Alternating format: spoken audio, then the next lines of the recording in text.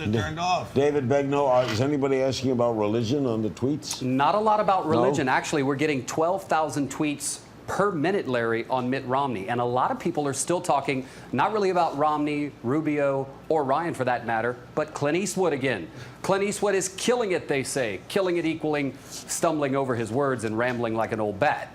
David also tweeting, the GOP is having Clint Eastwood speak at the RNC so they can finally appeal to the grumpy old white guy demo they found so elusive. We were asking, use Aura 2012 as the hashtag, and once again, Ivy tweeting me, I think Clint Eastwood was stupid, but then again, the RNC is competing for viewers with Glee reruns. Here comes Honey Boo Boo, Larry, and college football. Mr. Stein, Honey Boo Boo? We've got to find out. Let's pretend it's SpongeBob, we'll show you just for the purposes of everyone understanding. But I think this goes to the schism that everyone was talking about yesterday. Forget likability for a second. Younger people are dealing with social issues. Younger people are dealing, right or wrong. I think Ben would argue that that's not what we should be focusing on. But you know, the Republican pundit who you had sitting here yesterday kept saying, oh, well, in 20 or 30 years, then gay people will be equal. Well, I'm pretty sure that most gay people don't want to wait for 20 or 30 years. And they want a president who believes that they're as equal as everyone else. Well, I don't know what to read in this. I don't know if it's a plot, but it did work. Brigham Young football is playing tonight. Excellent. Aha. Excellent. Against the speech.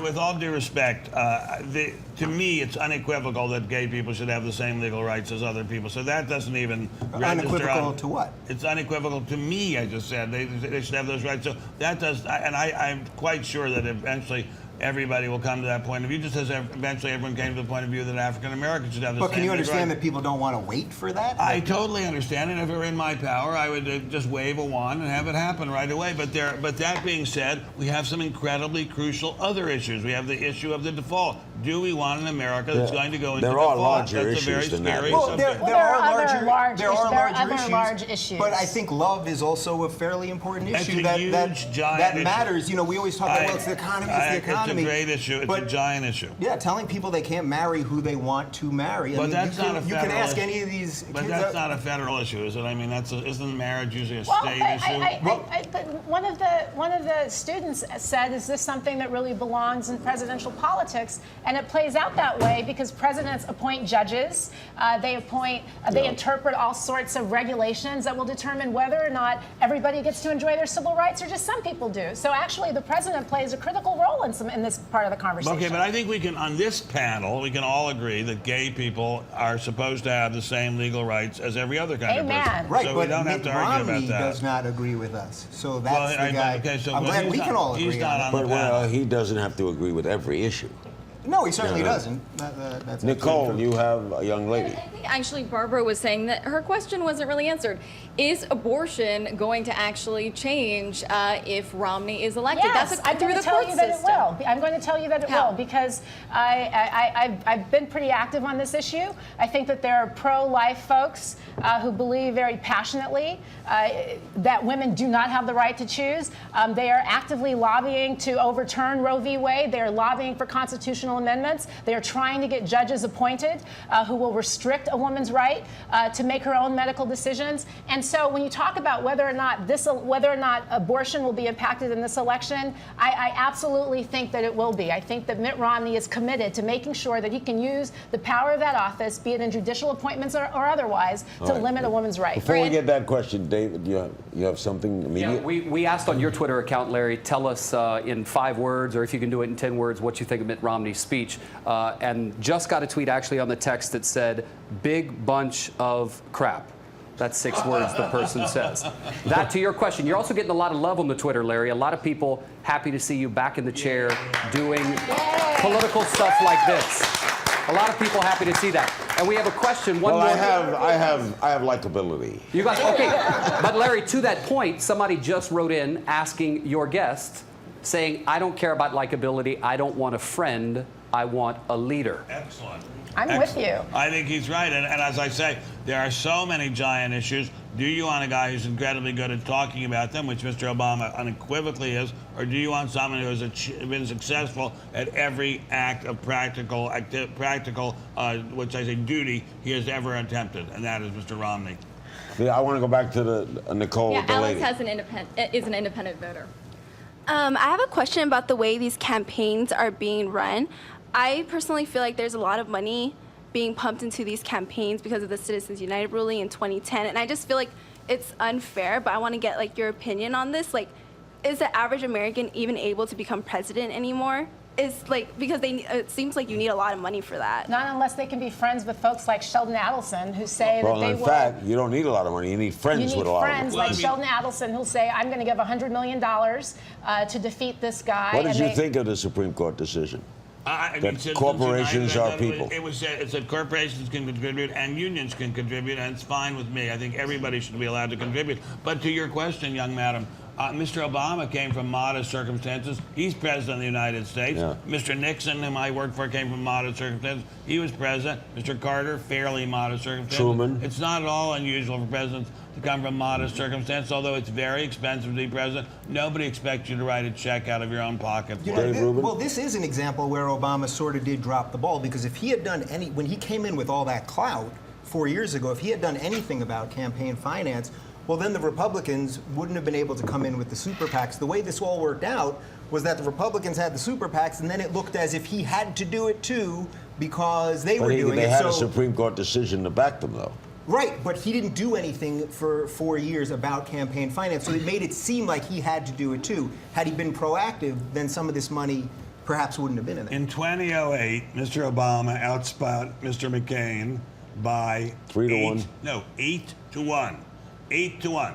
He raised so much money. It was Done insane. through the internet. It was absolutely unbelievable how much he outspent Mr. McCain. So the Democrats have no problem raising and spending money. On the value, on the strength of small donors. The money that Barack Obama was raising primarily was from people giving small gifts via the internet. There are a hell of a lot of people in my neighborhood, all Democrats, giving very, very large By the gifts way, to you live in a rich Democrats. neighborhood. If you just clicked in with us, Fairly rich. you're watching live streaming coverage of the final night of the Republican convention. I'm Larry King, the host of Larry King Now on Aura TV.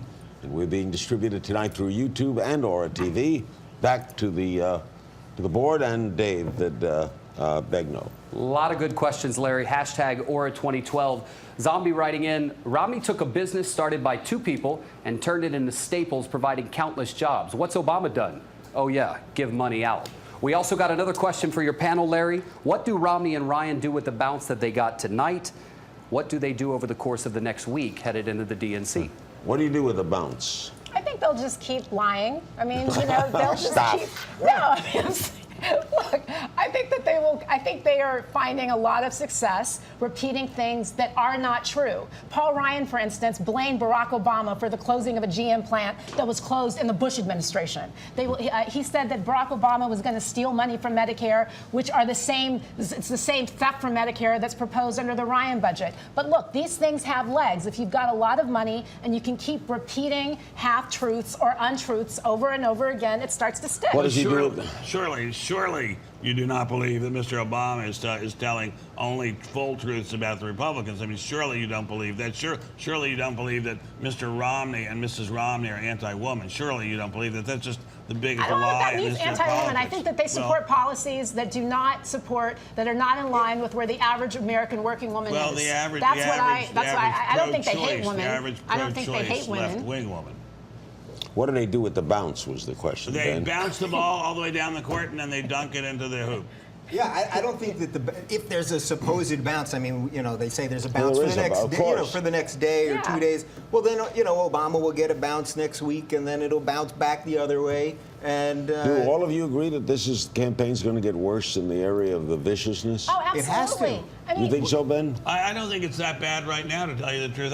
It's interesting. I'm the oldest person of your panelists. I can remember the campaign of '72. That was a really vicious campaign. I remember very well Mr. McGovern's assistants, or one of them, saying that Nixon was worse than Hitler. You cannot get any worse or lower As than I that. recollect, Ben, Nixon broke into the Watergate headquarters. That is not to say even remote. Nixon didn't do it. Some of his underlings did. Yeah, but That with is his not even- approval. That was not even remotely to be compared with that of Hitler. But have you heard Nixon with Hitler is just obscene. But the comparisons that a lot of the Republicans have made, not just the partisans, not just the folks on talk radio, but the folks in Congress who've compared this president to Hitler or called him a Marxist or said that Democrats are un-American. I mean, I actually agree with you. I don't think that we're any worse than we used to be. I actually think we're getting better. We are but getting better. but I don't want to underestimate the vitriol that's taking place in this campaign. Nicole?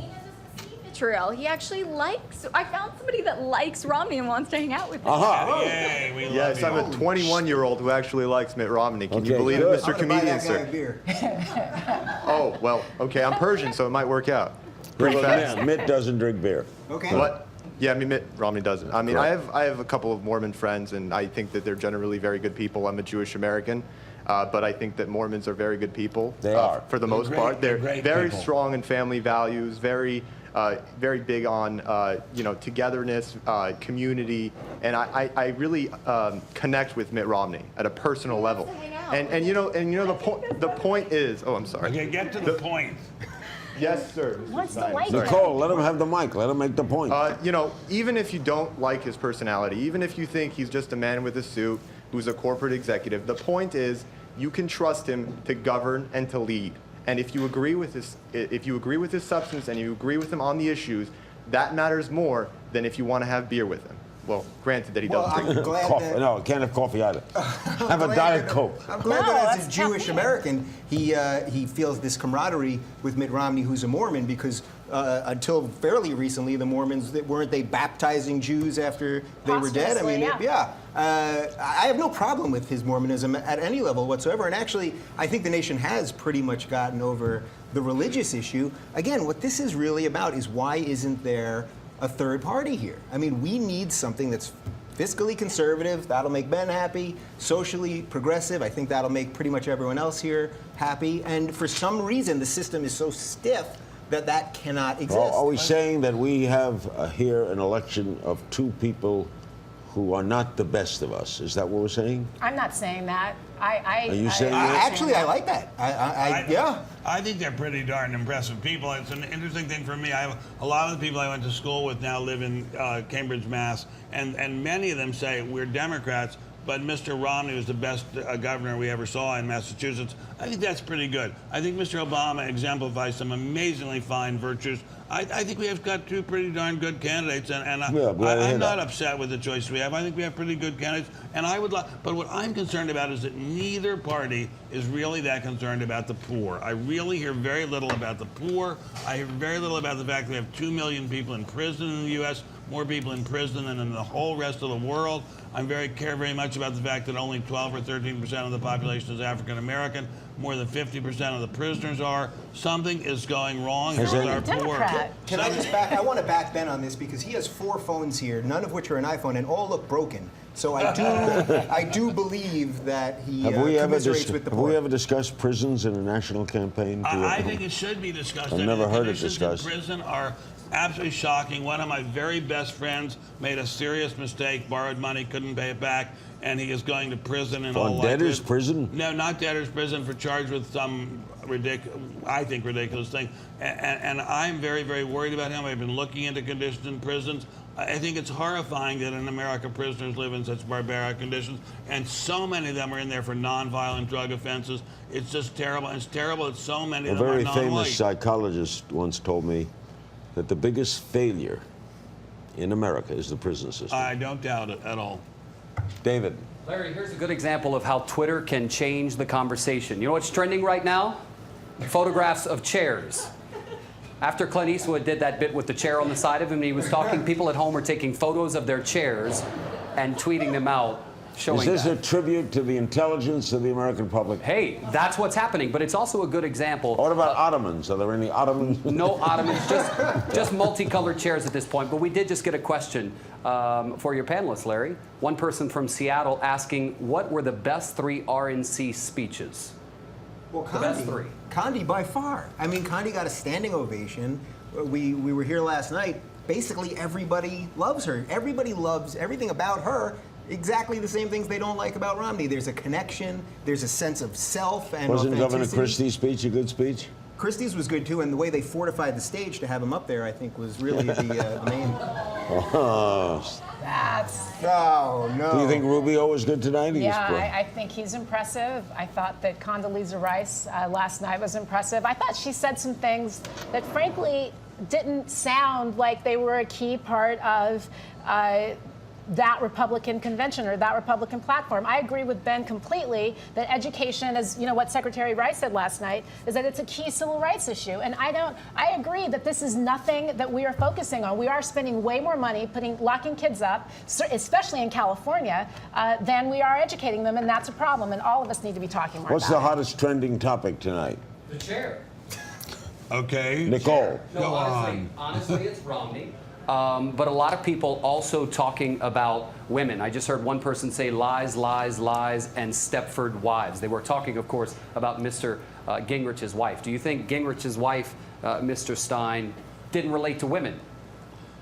I have no idea what this person's even talking about. I don't know either. What are they talking about? She was up there with Newt, who I know, but used to be a pretty good speaker I know, by himself. but he is a now- pretty good speaker. But I mean, why isn't she related to a woman? She seems perfectly like They're a perfectly saying- fine woman. I don't get it. On Twitter, they're saying she kind of seemed like a Stepford wife. Not relatable, Well, you know looked what? fake. You know what? That's an easy charge to throw around, and I'm sure that in the quiet of her and Newt's love nest, she's not a woman. Why- with a why? passionate What's that image? sex season. There's a love nest. Yes. Nicole. She's totally blinged out, by the way, so I would be happy. Laura doesn't want to hang out with Mitt Romney, actually, so we found somebody else who doesn't want to have couscous or tea or coffee or whatever. So Sina, my friend and colleague, was just talking about trusting Mitt Romney, and I thought that it was funny that, 4 years ago, when the economy first crashed, the last people that anybody trusted were rich Wall Street type bankers and businessmen. And now Mitt Romney is kind of banking his success on selling himself as a businessman. Do you find this strange at all, surprising? And also, how relevant do you think it is that, turning around failed businesses and turning around a failed country's economy, is that a relevant and accurate comparison? That is the best question of the night, and it's one I have to say, I said to my wonderful, wonderful wife just a few days ago, is it not amazing that the bankers screwed everything up so incredibly badly, and the people handling other people's money screwed things up so incredibly badly, and yet our beloved Republican Party nominated one of them? I'm kind of mystified. And you're voting for it. And you're voting for him. Well, precisely. because he's not running against Abraham Lincoln. I mean, he's running against somebody else who I think has busy flaws. fighting vampires. But I think that's a very, very good point. I mean, I hate to say this, and I do not want anyone from the Democratic National Committee stealing this from me. Otherwise, I'm going to sue. But the last president we had who had a big success in business was Herbert Hoover. And what happened with him? Well, he had some problems. In fact, the greatest president was Lincoln, was not a businessman. He was a very successful railroad lawyer and a very highly paid person. Oh, a lawyer, He yeah. was very, very highly paid. He was Yeah, a it took him a minute to get He was his. a well-to-do guy. Lincoln was well-to-do. Very well-to-do. You can't just get those hats. He's one of the highest paid people in America at the time he took the office. Good to know. We learn a lot when you, Ben. That's why I love you, Ben. My honor, sir. David. Larry, Twitter drives the conversation. You know what's trending right now is actually Steve Schmidt, of course, who was a strategist for Mr. McCain in the last go-round. So a question for your panelists. Do you think the people running the Romney campaign are the best for the job? I have no idea who Stephen Schmidt is. He ran, he sort of handled Governor Palin. He was in the movie. He's in the movie Game Change, that book. I saw Did you that read the movie book? recently. No, but I saw the movie recently. I thought it was a pretty good movie. But I don't know whether his candidates are the best possible people. I mean, I'd say obviously not. If this late into the campaign, we are still having so many questions about, is he a human guy? Is he a likable guy? What is his plan? I think they're not running that great a campaign.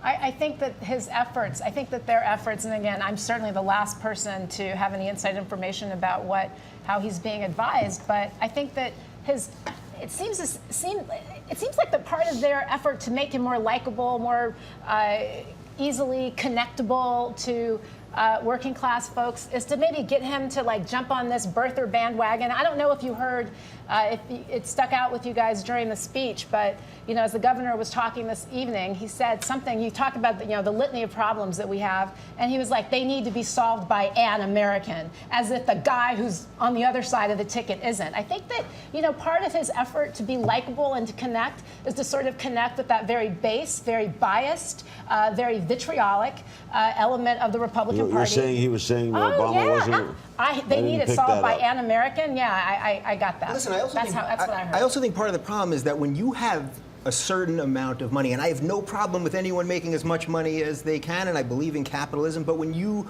have so much money for such a long period of time, you do become detached. I mean, just weeks ago, he walked out of a grocery store pushing a grocery cart. The media people, whoa, what do you get? Groceries. He couldn't. How about carrots, saran wrap, water, anything? He said groceries. He walks out of Home Depot. That's what he got. Groceries. But people want some insight. What did you get? Does your wife like yogurt? Like, what do you? He walks out of Home Depot. What did you get? The tools. But I mean, you got to give us something that makes you feel. I got an extension cord because I got a big TV that I need to go up the car elevator and around the thing. I mean, you have to give something that we can attach to. Let me just. I've worked in and around people who work with large sums of money for a long time, and there's only one that I know of who really comes across as being super likable and just a great guy, and you really feel like you trust him with your last nickel. That's Warren Buffett. It's just not in the most people who work around big sums of money to be very warm, cuddly people, and I think some of that is a problem. Carlos Slim, the richest man in the world, is very warm. Oh, is he? Okay, very family man, very warm. Never met him. Nicole. The man behind Aura TV. Correct. That's right. But he also is very warm. Well, Cecilia, and now I think you're going to sing based on her name, because I'm already singing Cecilia. Anyway, I shouldn't do it like you. I can't compete with you, Larry. Does your mother know you're out, Cecilia? Go ahead. Cecilia doesn't care about yogurt, actually. She cares about jobs. Yeah, so we mentioned earlier that Mitt Romney mentioned in his speech that he would create 12 million jobs, but he fails to give a detailed plan as to how he's going to do that. I wanted to know why you think he doesn't give out his plan, and do you think he's going to lose voters if he does so?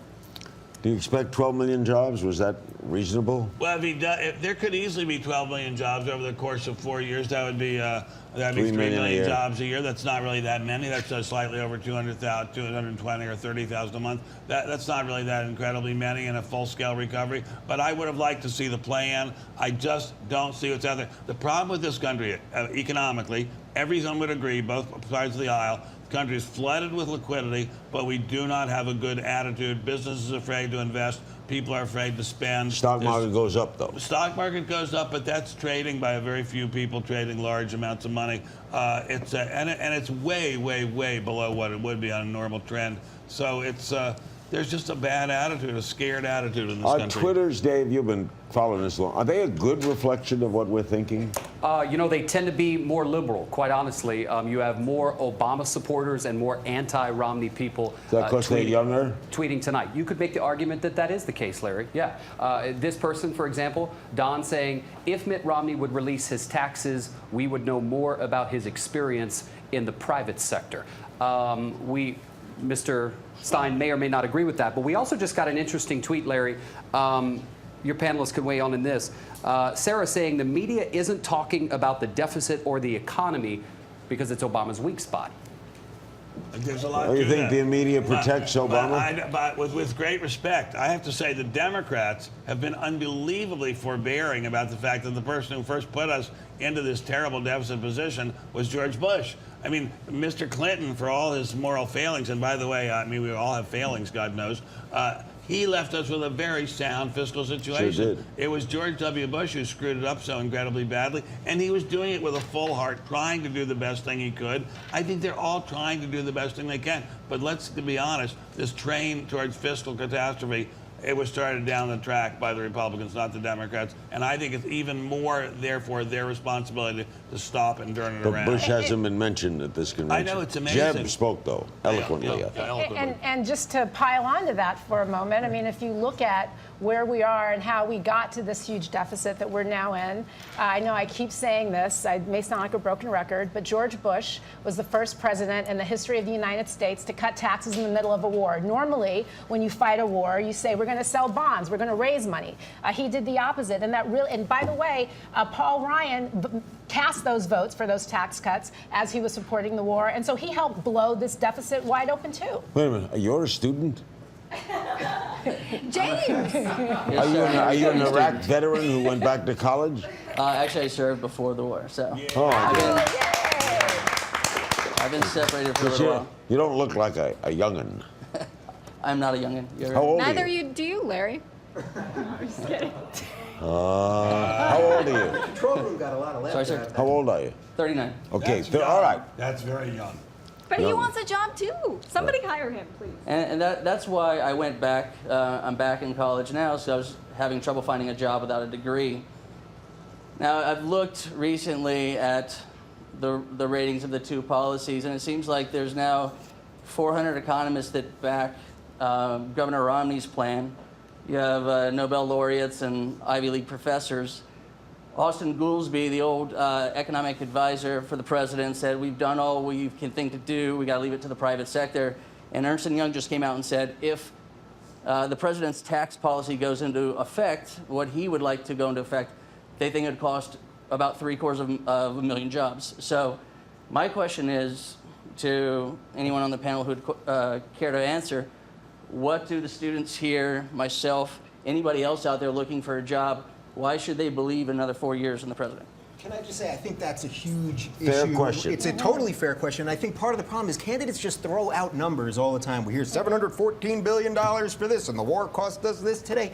Nobody believes any of the numbers. I mean, I would say, Ben, you're probably the guy here that knows the most about the numbers, but we all, I think everyone watches the news and they just run off numbers, and now I'm going to create this many jobs, and I'm going to blah, blah, blah, blah, blah, blah, blah, and none of it, I don't think any of it's true, but B, I think they're just making it up, and then the other guy makes up another number, and then the other guy, that's the bounce thing. They're just bouncing made up numbers back and forth, and it's sort of a big shell game.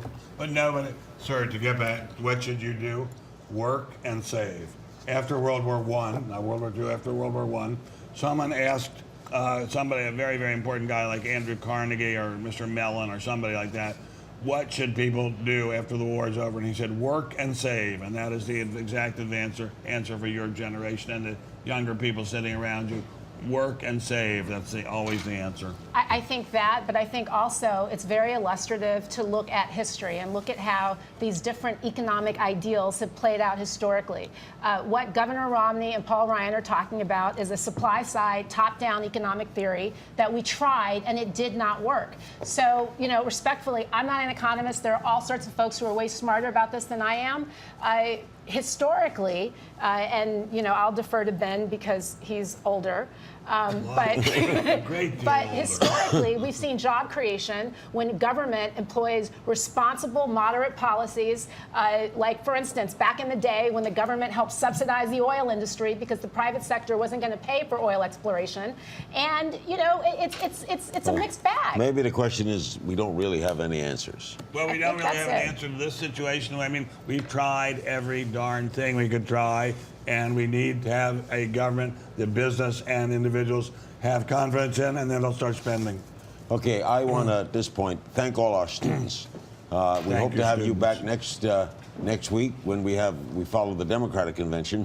But I want to mention that our students are Barbara Ben-Suin, Michael S. Hirani, Cecilia Herrera, no one has a normal name, Ryan Krebs, Antonio Mastria, Kenneth Morales, Elizabeth Murphy, thank God for you, Sarah Murray, Darren Ramallo, Sina Savadi, Alice Thigh, I'm sure I'm pronouncing these wrong, I got this one right, Laura Watson, James Wren, and Mary Zakakian. Thank you all. Thank you, UCLA, and thanks for the cooperation of UCLA. And we're going to have a closing comment from each of our group. We'll start with Dave. What's going to happen next week? What's going to happen next week? Well, I don't think it will be as flat out funny as these last few days have been, because the Democrats aren't as hilarious. They're not as hilariously caricatured, except for Biden. Biden. Biden is funny. Biden is absolutely funny, unintentionally, consistently. I think maybe his hair plugs might be getting a little All too right. deep or something. Big speech next week is Clinton, right? The big speech, of course, is Clinton. And you know what? At the end of the day, I think there's a huge percentage of people if Clinton could run again. You throw me Clinton, either Clinton. You give me Hillary Clinton or Bill Clinton, and then toss Could the Kanye in Clintons there. win, Ben? Oh, I think the Clintons could win. People have forgiven and forgotten about his indiscretions, and people love him. And he did some pretty darn good things. He totally missed the ball about the terrorism, but other than that, I think he did some very good things. What do you think is going to happen? Well, next Wednesday. We'll be back Wednesday and Lots Thursday. and lots of yelling and screaming, and it'll be fine. It'll be all fine. And you know what? I don't care if America is totally united. That's the glory of a democracy. We can all disagree. We go right down the path to the future. You're going to have a big convention? Yeah, I think it's going to be a big convention. I think that, will there be some people on the DNC floor who play with facts a little fast and loose? Yeah, because everybody does that. But I think the Democrats, look, the gauntlet has been laid down. There's been a challenge set, and they're going to have to rise to answer it next week. By the way, like Joe Lieberman 4 years ago, the former governor of Florida is going to speak at the Democratic convention. John, David. Larry. Okay. Check out this. Don't check correct out this me. tweet. I'll correct myself. Check this out for a statistic from Facebook. There are now more people in the U.S. on Facebook than people who voted in the 2008 election. Amazing. Also, here comes the question. Number one for you, Mr. King. Jackson asking, are you a Democrat or a Republican? I never say my politics. Okay. Next question. Do you think there will ever be a day where we vote for president online? They're trying to keep people from voting in person right now. I mean, my gosh, with these voter ID laws. I do think we should vote over the weekend and into Tuesday. I don't know why it's just Tuesday. Why not vote for 4 days, 5 days? It should be a national holiday. I mean, it's the most important thing you can do as an American is vote. And I don't know why it's just 1 It day. doesn't take very long to vote. But a lot of lower income people can't get off work. You've got to get there. You've got to be in line. It's some hours. If you've got It's an hours? It sometimes it can be. It can and be. if you've got an hourly job, that But is wait a a minute. commitment. Ben and I vote in Beverly Hills. I You know, know you what we guys do? are- We vote by appointment. I'll be in at 9:10. Nice to in see you, Larry. Hollywood. Okay. Nicole, what's your rap? Bagel waiting for you. What's your rap?